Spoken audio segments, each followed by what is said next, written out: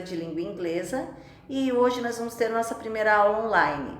Além da aula online, eu também criei uma playlist para vocês aprenderem do zero o inglês. Então eu vou mostrar para vocês depois um pedacinho, tá bom? Então vamos começar? Então tá bom, vamos lá. Let's go!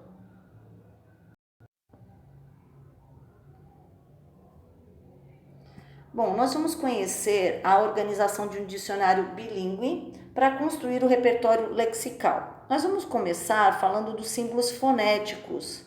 Existe um alfabeto fonético internacional, né? Os símbolos desse alfabeto representam sons e você já deve ter percebido que as letras em inglês nem sempre têm o mesmo som que na língua portuguesa. Por exemplo, você vê lá B-E-E-R, como que você vai ler isso?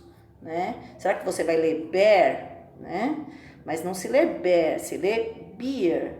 Então tem um símbolo, tá vendo aí entre barras aí, esse B, esse I maiúsculo e o R. O I maiúsculo, ele representa o IA, né? Que ele na verdade ele é o I mais longo, quando junta com R fica beer, tá?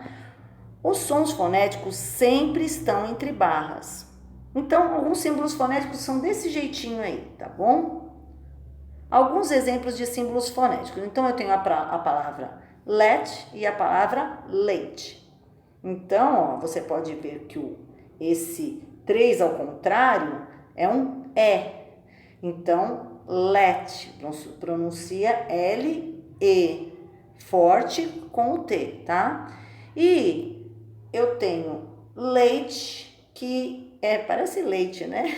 Parece com leite, mas é quase igual, é late, né? Não se fala o E, se fala late, né? Quase vai falar o E, mas não fala. Então, aqui eu pronuncio E, tá bom? Mas você não precisa ser um especialista em símbolos fonéticos para aprender inglês, né? O que eu vou passar para vocês é alguns que eles vão te ajudar a entender o som das palavras, né? Então eu vou te falar como que você vai usar isso. Por exemplo, você quer falar a palavra casa em inglês. Procura no dicionário e aprende que é H-O-U-S-E, tá? E como você pronuncia essa palavra? Você vai falar house? Não, tá? Essa pronúncia está errada. A pronúncia certa seria house.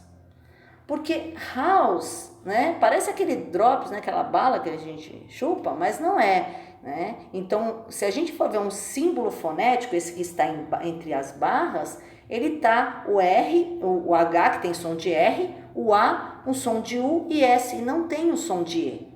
E o plural de house seria houses e não houses.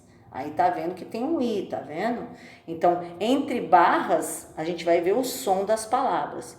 Outro exemplo, você iria pronunciar, por exemplo, a palavra ilha em inglês, né? Você ia pronunciar Island ou Island, né? Como seria ilha em inglês? O correto seria island, island. E esse S, né? Esse S, ele não é uma letra muda, né? Eles falam silent letter, que é uma letra muda. E você vai ver que no símbolo fonético ele tá I, depois tem parecendo um E ao contrário, né? E não tem esse S. Então não tem o S nessa palavra. Então é island. Você pode assistir a minha aula aqui, tá? Eu vou depois passar para vocês. Eu vou passar esse link para vocês. E o exercício para essa semana é você procurar essas palavras que estão aqui embaixo, né? No dicionário impresso ou online. E você vai encontrar os símbolos fonéticos dessas palavras e vai tentar pronunciar cada uma dessas, né? Então, como será que eu pronuncio essas 6 palavrinhas aí?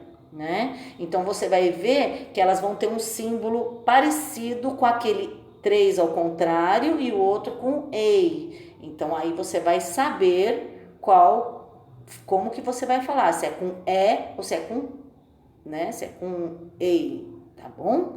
Então, por enquanto é só isso mesmo e tenha uma boa semana e bye bye.